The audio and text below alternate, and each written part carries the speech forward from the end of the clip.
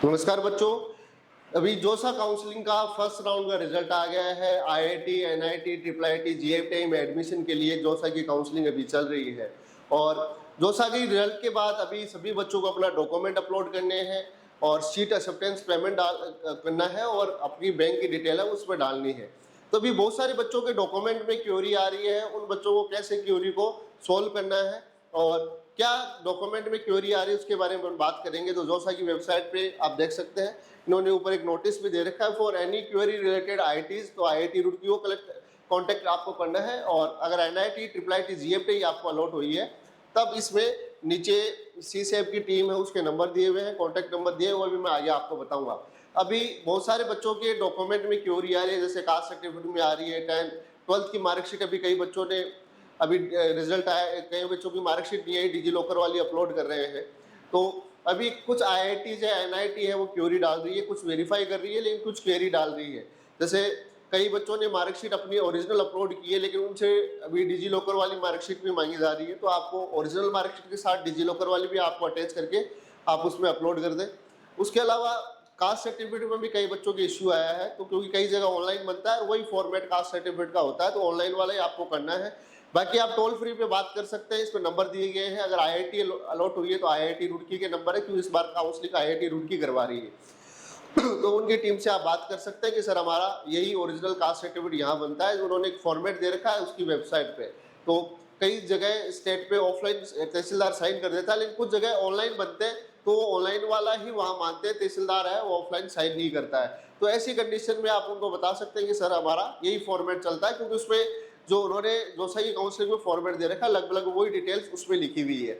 बहुत सारे बच्चों की मार्कशीट अभी नहीं आई है, तो आप आईआईटी रुड़की से कांटेक्ट कर सकते हैं। रिजल्ट आ गया तो रिजल्ट आप डिजी लॉकर वाली जो वेबसाइट है वहाँ पे जाके अपनी मार्कशीट है वो डाउनलोड कर सकते हैं। कुछ बच्चों की मार्कशीट नहीं है तो आप अपना रिजल्ट पे और स्कूल जो भी आप से स्कूलिंग की है 12th की, वहाँ से प्रिंसिपल अटेस्टेड साइन वगैरह करवा के आप अपलोड कर सकते हैं। बाकी ज़्यादा दिक्कत आ रही है तो आप इसमें हेल्प डेस्क के नंबर दिए हुए हैं इन्होंने, तो इन पे आपको कॉन्टेक्ट करना है। और हेल्प डेस्क पे सारी इस जो भी एनआईटी वगैरह है उनके नंबर दिए गए हैं, आप उनसे कांटेक्ट कर सकते हैं। मैं एक बार बता देता हूँ आपको।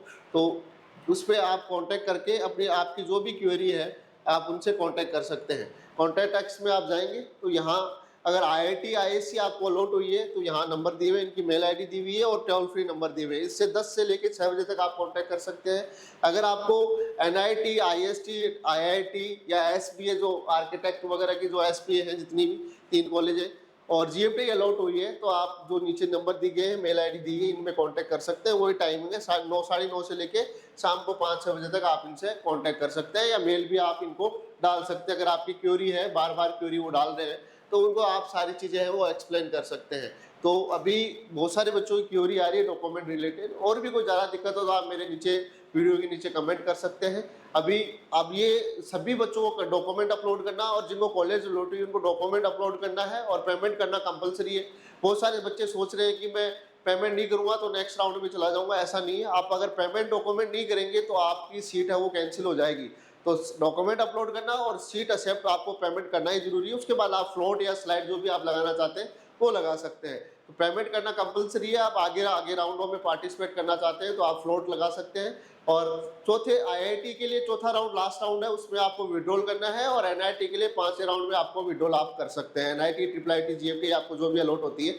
बाकी आईआईटी के लिए आपको 4 राउंड में ही अगर आप सीट छोड़ना चाहते हैं तो 4th राउंड में ही आपको विड्रॉल करना पड़ेगा सीट का।